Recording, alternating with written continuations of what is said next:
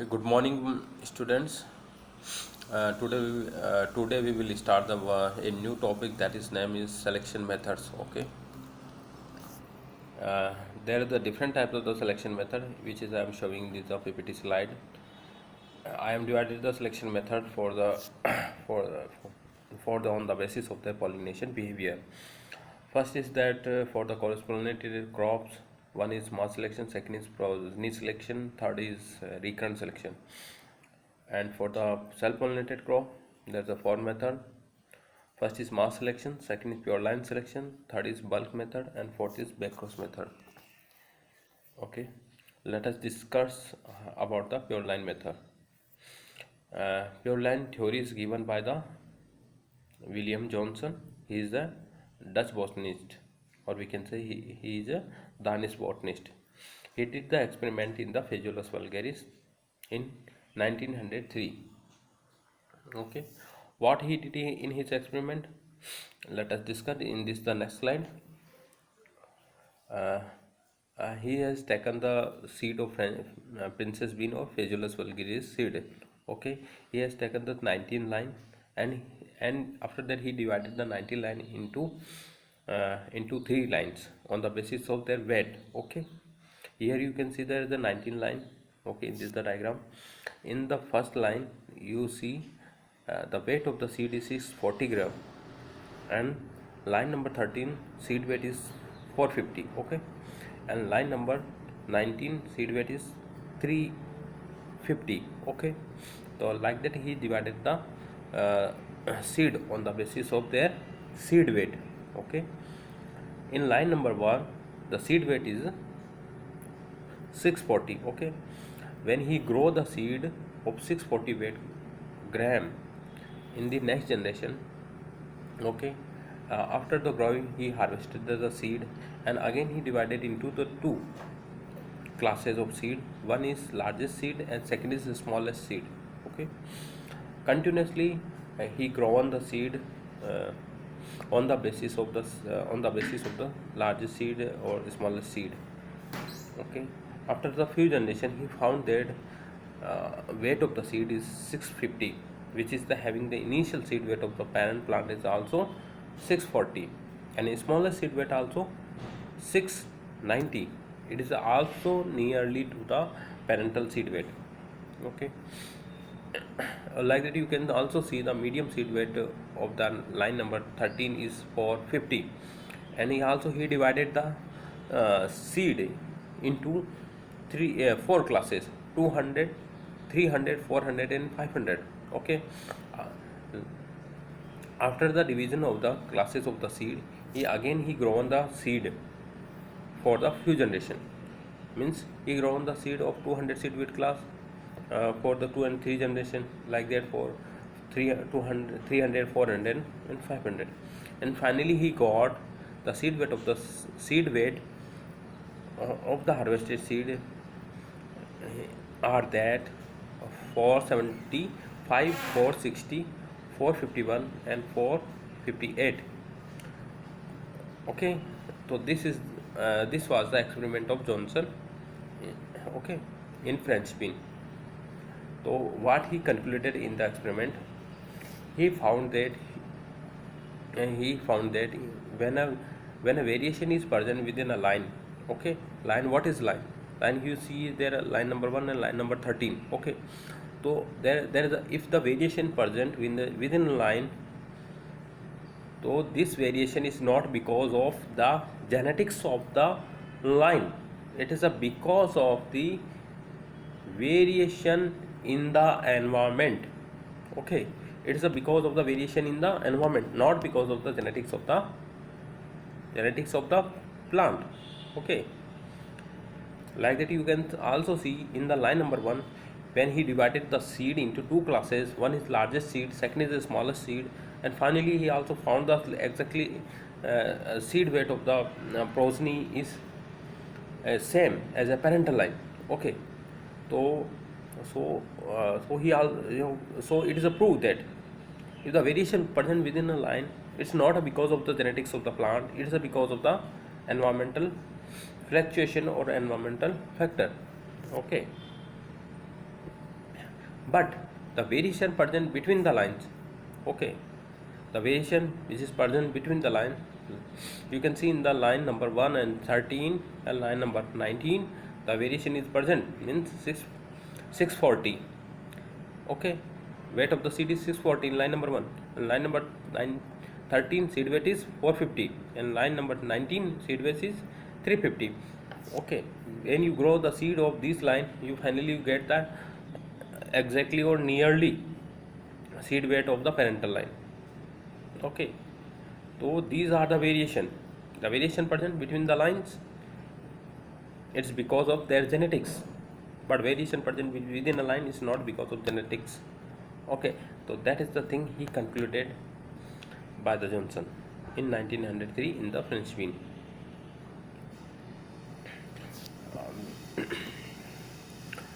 तो अभी हिंदी में तुम्हारे को अच्छे से बता देता हूँ कि जेनेटिक बेसिस क्या है प्योर लाइन का। मतलब वो कहना ये चाह रहा है कि जो वेरिएशन जो लाइन के अंदर प्रेजेंट है, कोई भी सीड आपने लिया है, उस सीड की प्रोजनी को आप ग्रो करेंगे, कल कितने ही जनरेशन तक आप ग्रो कर लो, और उस सीड को ग्रो करने के बाद में उसकी जो प्रोजनी आती है, उस प्रोजनी में यदि वेरिएशन है तो these are variation because of their environmental factor. Okay ना, because of the soil means वे एनवायरमेंटल फैक्टर से आप क्या समझ सकते हैं कि वो एनवायरमेंट क्या हो सकता है, आपका सॉइल हो सकता है। ओके, मतलब सॉइल के अंदर वेरिएशन हो सकती है, टेम्परेचर फ्लक्चुएशन हो सकता है, हीट आ गई, कोल्ड आ गया, डिजीज़ आ गई, तो ये क्या है, एक एनवायरमेंटल फैक्टर है जिसकी वजह से उसमें प्रोजनी के अंदर वेरिएशन आ रहे हैं। लेकिन आप देखेंगे बिटवीन द लाइन, यानी कि लाइन नंबर 1 और लाइन नंबर 13, वहाँ पे 650 था एक लाइन नंबर 1 का वेट, और लाइन नंबर जो 13 था उसका वेट कितना था, लगभग 450 था। तो उसकी जो प्रोजनी जब उन्होंने ग्रो करी कंटिन्यूसली, तो लगभग उनकी प्रोजनी का वेट भी कितना आया, लगभग सेम ही आया था, है ना, 460 या 490 लगभग ऐसा आया। और लाइन नंबर 1 था उसका भी लगभग उतना ही था, 640 650 लाइक दैट, है ना। तो ये जो वेरिएशन है लाइन नंबर 1 और 13 और 19 के अंदर, तो ये वेरिएशन ये उनकी जेनेटिक्स की वजह से, उनके जीन के अंदर ये वेरिएशन अवेलेबल है। लेकिन उस लाइन के अंदर जो वेरिएशन है वो एनवायरनमेंट की वजह से, ये आपको समझ लेना है। और जो एनवायरनमेंट है वो माइक्रो एनवायरनमेंट हो सकता है ना। इंडिविजुअल जो प्लांट है उनके उनकी जो चारों तरफ जो सॉइल है उसके अंदर न्यूट्रिएंट की, किसी को न्यूट्रिएंट ज़्यादा मिल गया, किसी को न्यूट्रिएंट कम मिल गया, है ना। तो ये वाली चीज़ें हैं जिसमें वेरिएशन आता है। और कंटिन्यूसली यदि आप सेल्फिंग करेंगे तो क्या होगा, यदि किसी भी क्रॉप के अंदर यदि उसके जीन हेट्रोजाइगस कंडीशन में, हेट्रोजाइगस का मतलब है कि डिफरेंट एलील उसमें अवेलेबल है, और होमोजाइगस का मतलब है कि सेम एलील अवेलेबल है उस कैरेक्टर के लिए। प्लांट का भी ऐसा नहीं होता, उस कैरेक्टर के लिए वो जीन होमोजाइगस कंडीशन में है या हेट्रोजाइगस कंडीशन में है। और हेट्रोजाइगस कंडीशन का मतलब ये होता है कि एलील क्या है, अलग अलग है, कैपिटल है स्मॉल है, ठीक है, ये होता है हेट्रो। और होमो मतलब कैपिटल है और स्मॉल है। तो ये वाली चीज़ें होती है हेट्रो और होमो। और जितना ज़्यादा आप सेल्फिंग कराएंगे क्या होगा, होमोजाइगस कंडीशन इंक्रीज होगा और हेट्रोजाइगस कंडीशन डिक्रीज होगा। तो इसलिए जो फ्रेंच बीन जो सेल्फ नॉमिनेटेड क्रॉप है उसमें उसने सेल्फिंग करवाया, उसमें क्या हुआ, उसमें क्या हुआ, क्या होगा, हेट्रो घट जाएगा और होमो बढ़ जाएगा, ठीक है। Reduction of heterozygosity at each locus of each locus occur irrespective of the number of heterozygous loci, ठीक है। मतलब वो जो लोकस है ना, जीन का जो लोकस है उस डीएनए के अंदर, है ना, डीएनए में वो जीन है। अब जीन जहाँ अवेलेबल होता है उसको बोलते हैं लोकस, ठीक है। तो वो लोकस जो हेट्रोजाइगस कंडीशन में वो घटता जा रहा है कंटिन्यूसली, ठीक है। और सेल्फ पॉलिनेटेड के अंदर जो लोकस हेट्रोजाइगस कंडीशन में वो घटते जाएंगे, ठीक है। जैसे capital T small T F1 के अंदर है, इसको जैसे सेल्फिंग करवाया तो क्या हुआ, 50% तो प्लांट तो उसके होमोजाइगस हो गए।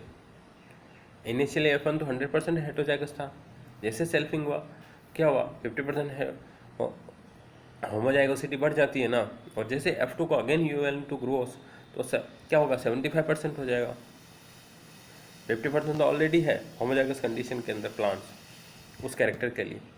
फिर वो जो हेटरोजाइगस कंडीशन जो प्लांट है F2 के अंदर उसको सेल्फिंग करवाया तो अगेन वो क्या होंगे, 50% प्रोड्यूस होगा। तो 50% प्रोड्यूस होगा, 50% यानी 50% का 50 होमोजाइगस कंडीशन में हो गया। तो अब 50% का 50 कितना होगा, 25। और ऑलरेडी कितना अवेलेबल था, 50%। तो 50% प्लस 25 इक्वल टू 75। तो F3 के अंदर 75% क्या होंगे, प्लांट्स होमोजाइगस कंडीशन में। और नेक्स्ट जनरेशन में क्या, 82, 87, 97, एक दिन 6-7 जनरेशन के बाद में 99% प्लांट्स होमोजाइगस कंडीशन में आ जाते हैं। तो यह एक समझने की चीज़ है जिसको आप अच्छे से समझ लेना, ठीक है। तो और ये एक और चीज़ समझ लो कि all the heterozygous approach the homozygous eight the same rate. जितने भी आपके हेटरोजाइगस लोसाई है ना, वो एक ही रेट के अंदर, जिस रेट के अंदर भैया कि 25% घटना है, तो सारे के सारे लोसाई उस 25% रेट के हिसाब से नेक्स्ट जनरेशन में रिडक्शन होगा, ठीक है ना, उसमें ही रिडक्शन होगा। और मतलब उस कैरेक्टर के लिए जिस जिस रेट के अंदर उस कैरेक्टर के जो लोकस हैं, है ना, लोकस कहाँ, डीएनए के अंदर, तो जिस रेट से वो होमोजाइगस कंडीशन में आ रहे हैं उसी रेट से all the heterozygous loci are approach to come homozygous condition at the same rate. एक ही रेट में होगा, सारे 10-10-10% के हिसाब से बनेगा, या सारे 25-25% के हिसाब से होमोजाइगस कंडीशन को अचीव करेंगे all the heterozygous loci in the plant, ठीक है ना। सपोज करो कि प्लांट के अंदर 10 जीन हेटरोजाइगस कंडीशन के अंदर है, तो वो 10 के 10 जीन ही होमोजाइगस कंडीशन में आएंगे उसी रेट से। ऐसे नहीं कि एक आ गया, दूसरा नहीं आया, तीसरा आ गया, चौथा नहीं आया। It's not like that, okay. फिर क्या है, एक और नेक्स्ट बात क्या है, the proportion of completely homozygous individual increase at the slower rate. The proportion of completely homozygous individual जो प्रोपोर्शनल है, सपोज 100%, 100 प्लांट है, 100 में 25% प्लांट होमोजाइगस कंडीशन में वो इंक्रीज होते हैं एट द स्लोवर रेट, धीरे धीरे वो इंक्रीज होंगे उसके बाद में। As the number of gene pair increase, जितने ज़्यादा उसके अंदर जीन पेयर इंक्रीज होंगे उसके अंदर जितने ज़्यादा जीन आएंगे होमोजाइगस कंडीशन वाले, where is the increase in the rate of homozygous is independent number of gene, ठीक है ना। मतलब कि जितने ज़्यादा जो कम्प्लीटली होमोजाइगस इंडिविजुअल है ना, मतलब कि कुछ प्लांट के ले लो, कुछ प्लांट ले लो, 100 में से प्लांट में से 10 प्लांट वो होमोजाइगस कंडीशन में, ठीक है। तो होमोजाइगस कंडीशन में वो जीन है 100 में से 10 प्लांट, तो वो इंक्रीज होंगे होमोजाइगस कंडीशन में किस रेट में इंक्रीज होंगे, उसमें होमोजाइगसिटी इंक्रीज होगी किस रेट में इंक्रीज होगी, कि कितने जीन उसके अंदर होमोजाइगस अवस्था में उसमें इंट्रोग्रेस हो रहे हैं, आ रहे हैं। समझ में आया। तो इसको यदि इस लाइन को फिर भी आपको समझ में नहीं आया तो मेरे से डिस्कस करें, क्योंकि ये बहुत इंपॉर्टेंट चीज़ है। अगर ये जो बेसिक चीज़ें आप समझ जाएंगे तो ब्रीडिंग पूरा सिंपल हो जाएगा। और ये जो स्लाइड है आने वाले टाइम में कुछ स्लाइड्स और आएंगी, these are very important. If you will understand these slides which I am representing before you, okay, so you have to understand completely, otherwise you will never understand the upcoming topics. So I am saying that increasing the homozygosity among the individual, okay, it is a dependent upon the number of gene pair present in the population and how many genes are introgress in the individuals, okay. तो ये आपका pure line theory के बारे में हम बताते हैं। यदि क्वेश्चन आ जाता है कि what is the genetic species of pure line theory, तो आप बोल देना कि आपको 3 पॉइंट्स लिखना बहुत ज़्यादा इम्पोर्टेंट है। पहला, variation present with in a pure line is not because of genetics, it is because of environment. And second thing, the variation present between the pure lines, the variation present between the pure lines is because of their genetics, not because of their environment. Okay. And the variation present between the pure line, third क्या लिखेंगे, क्या लिखेंगे, the variation present between the pure line is heritable, but variation present within a pure line is not heritable. Why? Because of environmental factor. तो ये चीज़ आपको अच्छे से समझ लेनी है. अब कैसे प्योर लाइन सिलेक्शन करते हैं ये अपन इस स्लाइड में देखेंगे. आप यहाँ देखिए कि हमने सपोज सिलेक्शन क्या है, सिलेक्शन का मीनिंग क्या है. सिलेक्शन मतलब कि सपोज को कि किसी क्लास के अंदर 60 स्टूडेंट है, वो 60 स्टूडेंट में सबसे बेटर स्टूडेंट कौन से, सबसे ज़्यादा गुड मार्क्स किसके हैं. ओके ना. तो गुड मार्क्स वाले का मतलब कि हाथ खड़ा करेंगे भैया, बोलेंगे कि 10 जने बोलेंगे कि हमारे गुड मार्क्स हैं, अबाउट 90% है, तो उन सभी को हम सेलेक्ट कर लिए, बाकी रिजेक्ट हो गए. तो सिलेक्शन वही है. ओके ना. सिलेक्शन है मतलब select the some desirable plants on the basis of their phenotype और the performance of their genotypes. ठीक है. तो ये प्योर लाइन सिलेक्शन है. तो यहाँ पे फर्स्ट ईयर में आप देखिए, फर्स्ट ईयर में क्या हो रहा है कि हमने सेलेक्ट किया 200 से लेकर 3000 प्लांट हम सेलेक्ट कर सकते. मतलब कि एक प्लांट का पॉपुलेशन ले लिए हमने 3000 तक हमने प्लांट ले लिए. ठीक है. फील्ड में हमने 3000 प्लांट ग्रो कर दिए. ओके. फिर क्या करना है नेक्स्ट जनरेशन में, अब उनको फिनोटिपिक अपीयरेंस के अकॉर्डिंग, जो फिनोटिपिकली जो अच्छे दिख रहे हैं, है ना, उसको हमने सेलेक्ट कर लेना है, जो अच्छे अच्छे दिख रहे हैं. फिनोटिपिक अपीयरेंस कैसे सेलेक्ट करोगे, आप देखो कि उसका सपोज करो मेज का एग्जांपल ले लिया, मेज. ठीक है. मक्का, तो मक्के में देखेंगे किसी के कोब ज़्यादा बड़े हैं, कोब होता है ना जिस पे सीड लगते हैं, तो वो कोब किसके ज़्यादा बड़े हैं, कोब के अंदर किस में सबसे ज़्यादा सीड हैं, किसकी प्लांट हाइट बिल्कुल कम होते हुए भी उसमें कोब ज़्यादा बन रहे हैं, किसी के प्लांट हाइट ज़्यादा है लेकिन कोब कम बन रहे हैं. तो ऐसा प्लांट सेलेक्ट करना चाहिए जिसकी हाइट भी बिल्कुल ठीक हो और कोब नंबर ऑफ कोब्स भी उसमें ज़्यादा हो. तो उसके बेसिस पे हम प्लांट को सेलेक्ट कर लेंगे. ठीक है ना. उन प्लांट को हमने सपोज करो कि 3000 प्लांट में से हमने प्लांट सेलेक्ट कर लिए हैं, 1000 प्लांट सेलेक्ट कर लिए. अब उन्हें 1000 प्लांट को इंडिविजुअल के, एक प्लांट के जितने कोब आए उन कोब को सेपरेटली हार्वेस्ट करना है ना. एक इसके कोब को हार्वेस्ट कर लिया, दूसरे प्लांट जो भी 1000 प्लांट है तो 1000 सेपरेटली उनको हार्वेस्ट कर लिया. अब उन जो हार्वेस्ट किए सीड को एक एक रो में उगा देना, ऐसे ऐसे 1000 रो बन जाएगी आपकी. ठीक है. अब 1000 रो बन जाएगी, उन 1000 रो के अंदर अब उसमें again you have to do the selection. जो उस 1000 रो में सबसे ज़्यादा अच्छा दिख रहा है, एक कंपेरेटिव परफॉर्मेंस आपको आ जाएगी. जो जो अच्छा दिख रहा है उन सारे 1000 रो में से जो अच्छे अच्छे रो, सपोज करो कि आपको मिल गई 200, आपको अच्छी रो मिली, तो उन 200 रो को आप सेलेक्ट कर लें. जो सेलेक्ट जो सीड किए हैं उनको आप क्या कर लें, मिक्स कर दें, बल्क कर लें, मिला दिया, मिला के और उसको कहाँ भेज दें, प्रीलिमिनरी यील्ड ट्रायल्स, PYT के लिए, प्रीलिमिनरी यील्ड ट्रायल्स के लिए आपको भेज देना है. वहाँ क्या होता है प्रीलिमिनरी यील्ड ट्रायल्स के अंदर, वहाँ पे एक चेक होता है, उस चेक वैरायटी के साथ में मतलब उसका कंपेयर किया जाता है. जो वहाँ की जैसे रायपुर है तो रायपुर के अंदर कौन सी चेक वैरायटी होगी जो सुपीरियर परफॉर्मेंस जहाँ पे वो देती है, तो उस सुपीरियर परफॉर्मेंस के साथ में उसको कंपेयर किया जाता है. तो जैसे उसके साथ कंपेयर करेंगे ना, तो कंपेयर करते हैं, तो जिस प्लांट का आपको अच्छा परफॉर्मेंस मिलता है उनको आप सेलेक्ट कर लेंगे, बाकी सभी को हम रिजेक्ट कर देंगे, फेंक देंगे. ठीक है ना.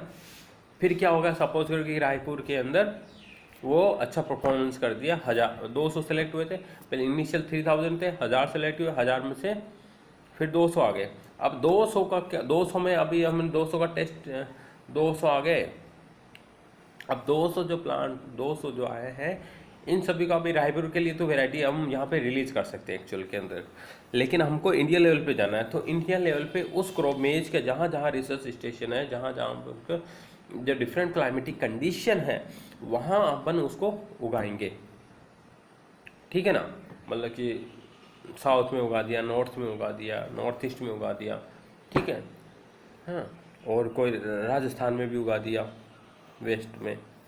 तो अलग अलग जो इसके जो सेंटर है ना, है ना, जहाँ पे मेज का रिसर्च चल रहा है, और या जहाँ पे अपन मल्टी लोकेशन यील्ड ट्रायल्स कर सकते हैं, वहाँ वहाँ उनको उगा देना है। और वहाँ जो एग्जिस्टिंग चेक वैरायटी है उसके साथ हमें अगेन कंपेयर करना है, और जिसके साथ कंपेयर करने पे जिसका परफॉर्मेंस अच्छा आता है तो उस जगह पे वो वैरायटी रिलीज कर दी जाती है। ठीक है ना, बाद में जहाँ रिलीज हुआ है, सपोज क्योंकि राजस्थान के अंदर वहाँ पे क्या हुआ, वो वैरायटी चेक से सुपीरियर परफॉर्मेंस कर गई, मतलब रायपुर के लिए तो हो ही गई थी, अब बाद में राजस्थान में भी वो अच्छी दिखाई दे रही है। तो वहाँ क्या करें, राजस्थान में क्या करेंगे, अब उसका मल्टीप्लिकेशन करेंगे, उसमें सेल्फिंग करेंगे। तो मतलब कि सीड तो मतलब कम ही प्लांट थे अब शुरू के अंदर, अब मतलब कि सपोज करो कि एक एक बोरी निकली, 1 क्विंटल सीड निकला, लेकिन हमारे को फार्मर को तो बहुत सारा बेचना है ना, वैरायटी को तो बहुत लार्ज अमाउंट में प्रोडक्शन करना है। तो हम क्या करते हैं, तो 7th ईयर में करते हैं, डायग्राम में तुम्हारे को दिख रहा है, तो वहाँ पे लार्ज अमाउंट के अंदर हम सीड को प्रोड्यूस करते हैं। कैसे करें, सेल्फिंग कर दो उसकी, या क्रॉस पॉलिनेटेड है तो उसमें ओपन पॉलिनेशन चलने देते हैं।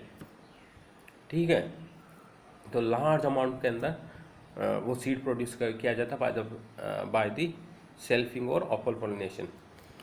तो वो बहुत सारा सीड बन जाता है, फिर फार्मर के बीच में डिस्ट्रीब्यूशन हो जाता है। तो ये होता है प्योर लाइन सिलेक्शन।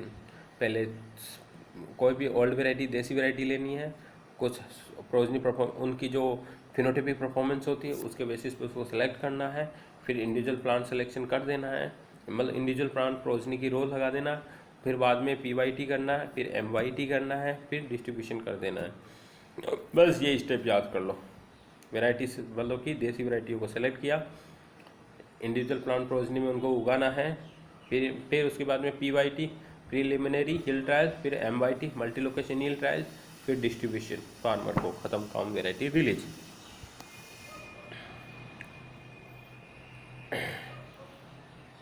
और जो प्योर लाइन सिलेक्शन है ये सेल्फ पॉलिनेटेड में काम में लिया जाता है। ठीक है, और ये क्या क्या मतलब इसका कहाँ यूज कर सकते हैं, where we can use a pure line, है ना। प्योर लाइन सिलेक्शन जो प्रोजनी है वहाँ का एक तो है कि हम, एक बात तो तुम्हारे को भी बता ही दिया कि हम लोकल वैरायटी को डायरेक्ट रिलीज कर दो, है ना, लोकल वैरायटी जो बन गई उसको डायरेक्ट रिलीज कर दो। सेकंड है कि ओल्ड प्योर लाइन वैरायटीज़, मतलब कि जो पुरानी जो ओल्ड पुरानी वैरायटी है उसका प्योरिफिकेशन में काम में ले सकते हैं। हाँ, लोकल वैरायटीज़ को इम्प्रूवमेंट के लिए, ओल्ड प्लांट वैरायटीज़ के इम्प्रूवमेंट के लिए, और इंट्रोड्यूस वैरायटीज़ के इम्प्रूवमेंट के लिए जो बाहर से आ रही है। जो सुपीरियर लाइन मिलेगी, और यूज क्या है, जो सुपीरियर लाइन मिलेगी उसको एज ए वैरायटी यूज में ले लेंगे, और use as a parent for the development new brand varieties. यदि हम उसका डायरेक्ट वैरायटी के रूप में यूज में नहीं ले रहे हो तो जो वैरायटी बनी है उसको हाइब्रिड ब्रीडिंग प्रोग्राम होता है ना। हाइब्रिड क्या मतलब, ये दो पेरेंट के बीच में क्रॉस होता है, A and B, ठीक है। तो दो पेरेंट के क्रॉस में, तो वहाँ पे जो उस प्योर लाइन को एज ए पेरेंट काम में ले सकते हो फॉर द हाइब्रिडाइजेशन पर्पज।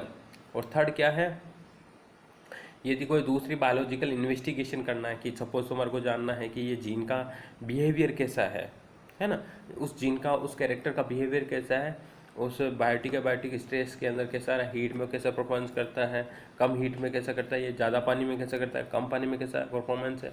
तो we want to study the performance of a gene in different condition, so that we can use this pure line to study their biology. Okay, mutation study के लिए, mutation मतलब क्या होता है, मतलब जो pure line है बिल्कुल एक जैसी दिखाई देती है।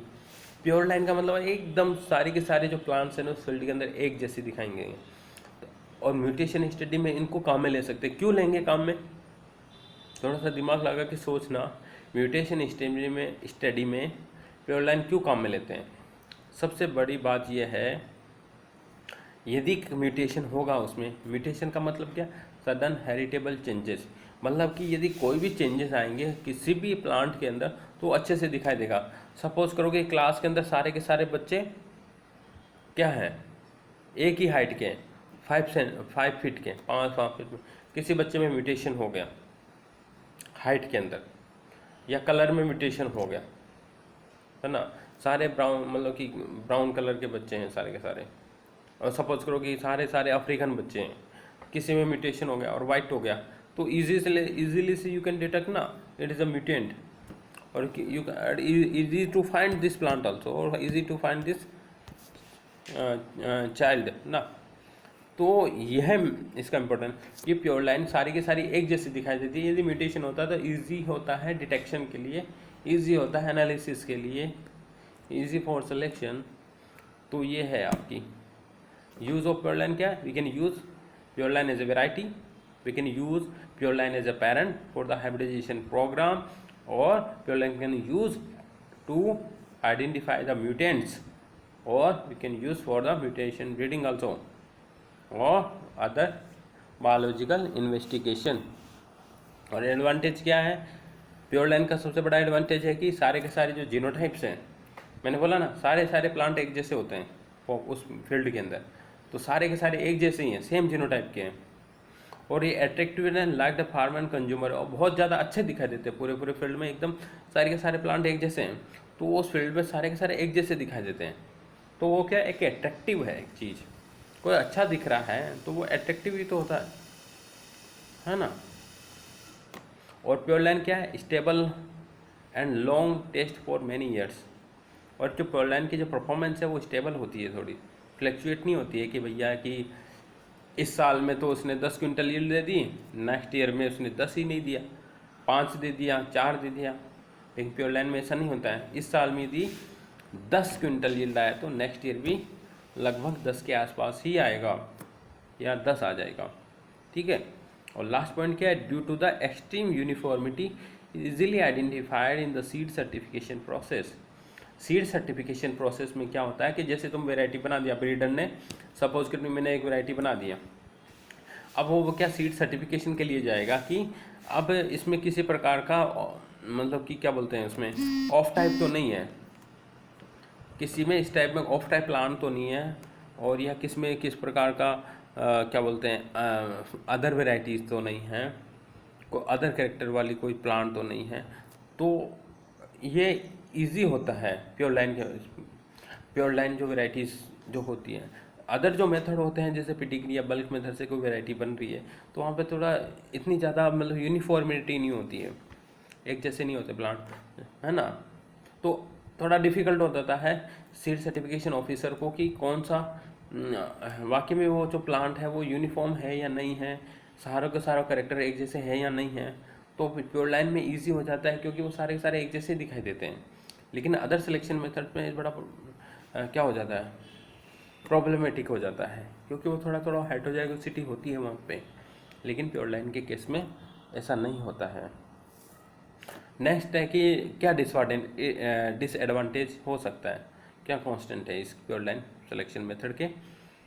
ये हो सकता है कि new genotype are not created by the pure line, कि नया जीनोटाइप प्योर लाइन के द्वारा नहीं आता है ना। म्यूटेशन यदि आप कर दिया तो एक नया जीनोटाइप आ जाएगा, मतलब जो अवेलेबल जो वेरिएशन है, जो अवेलेबल जीनोटाइप्स है उन्हीं की आप स्टडी कर सकते हैं, अदर जीनोटाइप की नहीं कर सकते कि उस पॉपुलेशन के अंदर एक नया वेरिएशन उत्पन्न हो जाए, ऐसा नहीं होता। और सेकंड है improvement is limited for the isolation of the best genotype present in the population. हाँ, इम्प्रूवमेंट मतलब कि बेस्ट जीनोटाइप का उस सिलेक्शन करना, है ना, उसमें और इम्प्रूवमेंट करना।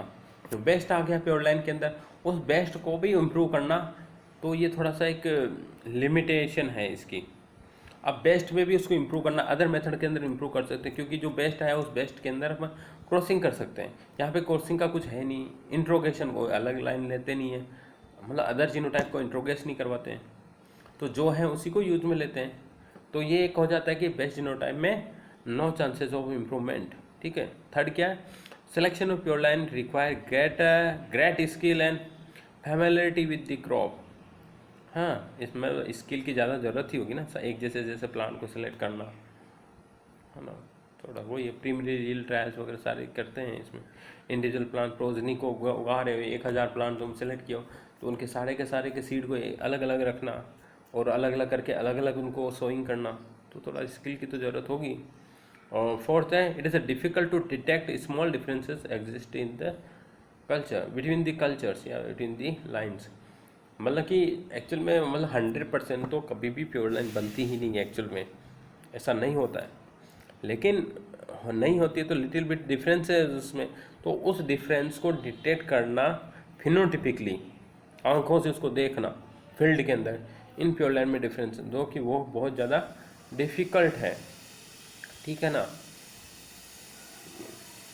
Small differences which is existed in the lines means detect this differences very difficult which is present between the lines. Okay, fifth का breeder has to give more times, मतलब कि टाइम ज़्यादा लगेगा उसको, सीधी इस बात है। रहना पड़ेगा वहाँ पे फील्ड के अंदर उसको। और क्या है फिर sixth one, pure line has a limited adaptability, therefore it can be recommended for the cultivation in the limited area. और यह है इसकी अडेप्टेबिलिटी। अडेप्टेबिलिटी का मतलब होता है कि प्योर लाइन को आपने रायपुर में ग्रो कर लिया, अब उसी प्योर लाइन को आपने बिलासपुर में ग्रो किया, उसी प्योर लाइन को जयपुर में ग्रो किया, तो इसकी क्या होगा ना, जो परफॉर्मेंस है ना, जो एनवायरनमेंट से बहुत ज़्यादा अफेक्ट होती है, परफॉर्मेंस में डिफरेंस आएगा, क्योंकि इसकी अडेप्टेबिलिटी नहीं है उस एनवायरनमेंट के, तो अडेप्ट कर जाए, ठीक है ना। जैसे कोई बच्चा होता है कि वो बच्चा राजस्थान में भी रह सकता है, कश्मीर में भी रह सकता है, साउथ में भी रह सकता है, तो उस बच्चे का क्या है, अडेप्टेबिलिटी है, वो कहीं पे भी रह लो। जैसे बिहारी लोग होते हैं तो बिहारियों की क्या अडेप्टेबिलिटी ज़्यादा, वो कहीं पे भी रह लेंगे। लेकिन जैसे कोई जम्मू कश्मीर का बच्चा है, तो उस जम्मू कश्मीर का बच्चा वो जम्मू में ज़्यादा प्रेफर करेगा, क्योंकि थोड़ा कूल क्लाइमेट है। अब उसको राजस्थान में भेज दे तो उसकी तो अडेप्टेबिलिटी ख़राब हो जाएगी, तो ये फ़र्क होता है उसके अडेप्टेबिलिटी में, ठीक है। ये प्योर लाइन के केस में अडेप्टेबिलिटी उनकी क्या है, लिमिटेड है। किसी किसी एरिया में अच्छा परफॉर्मेंस करेगी, कहीं कहीं वो अच्छा परफॉर्मेंस नहीं करेगी, ठीक है। और नेक्स्ट है last point, seventh, no more improvement is possible after the isolation of the best available genotype in the population. ये पहले हमने डिस्कस कर लिया कि there is a very less chances in the improvement of best pure line, है ना। Already जो best हमने सेलेक्ट कर लिया उस पॉपुलेशन के अंदर, उसके अंदर और इम्प्रूव करना उसमें थोड़ा सा दिक्कत है। तो ये हमारे एडवांटेज डिसएडवांटेज हो गए। और अचीवमेंट्स क्या है, क्या क्या वेराइटियाँ बन गई हैं वीट के अंदर। जो NP सीरीज है, NP4, 6, 12 और 28, और ग्रीन काम की B1, T1, राइस की MTU1, 3, 7, BCP1, है ना। और सोरगम की ये हो गया आपका G1 and G2, M1, M2 और OOI, M4 एंड 5। ये सारी क्या प्योर लाइन वेराइटी है, जो कि किसके थ्रू बनी है, ये किसके थ्रू बनी है, प्योर लाइन सिलेक्शन के थ्रू। तो अभी नेक्स्ट क्लास के अंदर अपन मास सिलेक्शन डिस्कस करेंगे, ठीक है, जो कि प्योर लाइन से बहुत ज़्यादा डिफरेंस है। तो प्योर लाइन थ्योरी आपको समझ में आ गई, अच्छे से पढ़ लेना, एग्ज़ाम में आने के 99% चांस है कि what is pure line, what is a pure line selection, who has given this pure line, in which year, how many lines he selected, okay, what is the genetic basis of pure line, ठीक है। Pure line का मतलब है, वापस से definition बता देता हूँ। Pure line is a single plant, okay, pure line is a single plant which is pure line is a single plant produced from the selfing in a self pollinated crops. Pure line is a single plant produced by the selfing by in a self pollinated crops। ये pure line होता है। और pure line क्या, selection करना उन सारे pure line जो plants हैं उनको, ठीक है। और प्योर लाइन्स कभी भी डिफरेंस नहीं होता, प्योर लाइन में डिफरेंस है तो वो एनवायरमेंटल फैक्टर है। और बिटवीन द प्योर लाइन उसमें क्या होगा, बिटवीन द प्योर लाइन में वेरिएशन होंगे और वो हेरिटेबल होंगे, नेक्स्ट जनरेशन में जाएंगे। और जितना ज़्यादा सेल्फिंग करेंगे हेटेरोजाइगोसिटी रिड्यूस होगी और होमोजाइगोसिटी बढ़ जाएगी। तो ये हमने ये डिस्कस किया था। और कोई भी हो प्रॉब्लम हो, गूगल क्लासरूम में कोई भी मैसेज भेज सकता है। ठीक है, okay, thank you so much.